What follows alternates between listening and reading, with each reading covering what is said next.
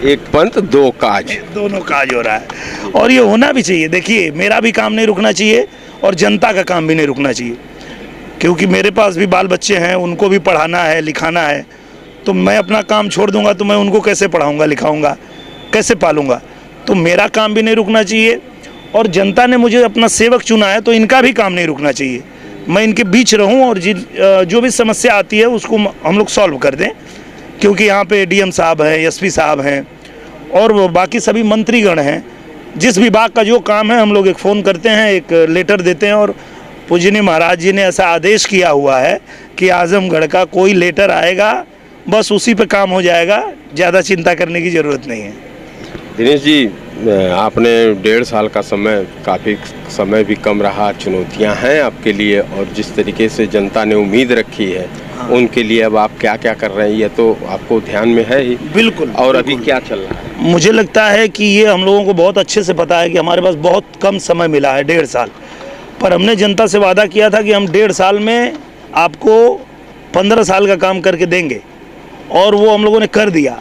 आपको जानकर खुशी होगी कि जो काम इतने दिनों से बकाया था, लोग चाहते थे कि बनारस, आजमगढ़ और गोरखपुर को रेलवे लाइन से जोड़ दिया जाए, ताकि किसी को अगर बनारस जाना है तो आजमगढ़ से उसको मऊ न जाना पड़े, वो आजमगढ़ बैठे तो सीधा बनारस निकल जाए, आजमगढ़ बैठे तो गोरखपुर निकल जाए।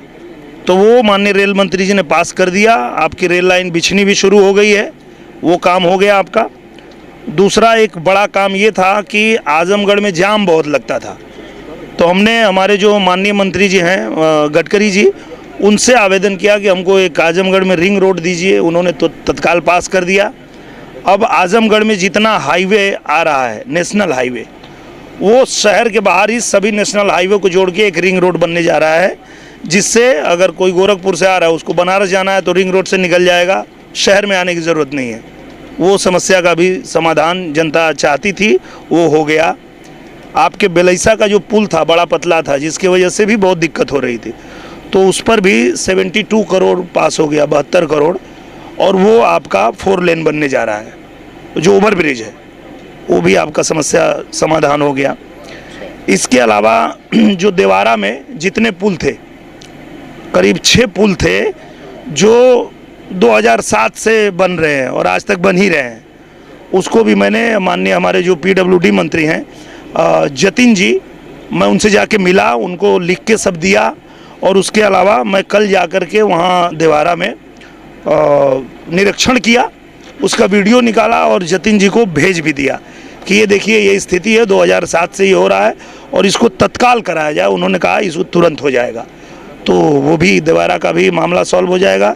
जो देवारा में एक पुलिस स्टेशन की मांग थी, चौकी की मांग थी, वो भी पारित हो गया और मुझे लगता है इसी हफ्ते में हम लोग उसका उद्घाटन करेंगे, वो भी पास हो गया है।